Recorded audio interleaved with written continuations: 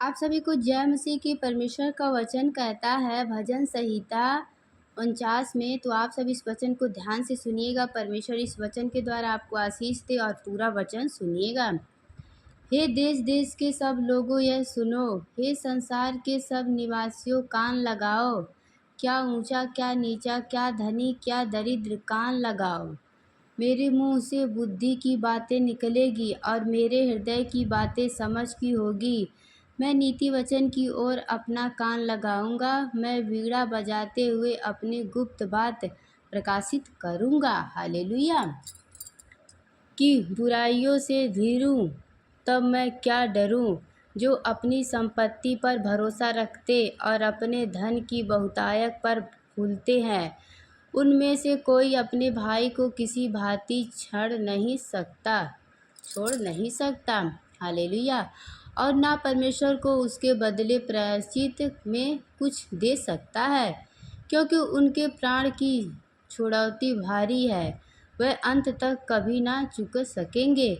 कोई ऐसा नहीं जो सदैव जीवित रहे और कब्र को ना देखे, क्योंकि देखने में आता है कि बुद्धिमान भी मरते हैं और मूर्ख और पशु सरीखे मनुष्य भी दोनों नष्ट होते हैं और अपनी संपत्ति दूसरों के लिए छोड़ जाते हैं।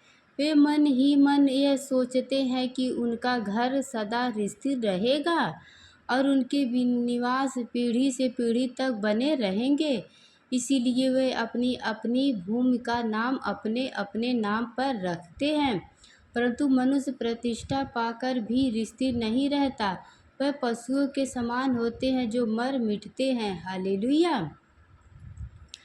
उनकी यह चाल उनकी मूर्खता है। तभी उनके बाद लोगों उनकी बातें से प्रसन्न होते हैं।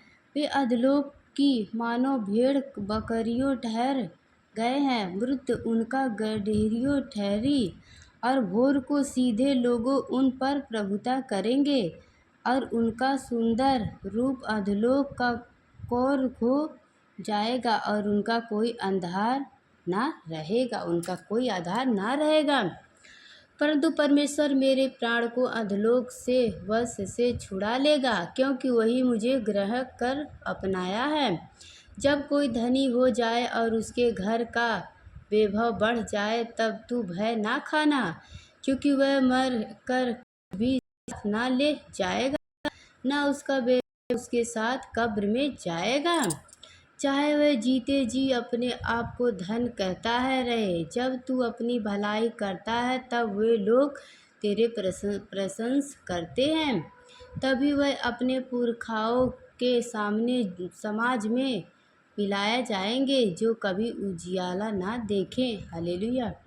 मनुष्य चाहे प्रतिष्ठा भी हो, परंतु यदि वे समझ नहीं रखते तो वे पशु के समान हैं जो मर मिटते हैं। हालेलुया।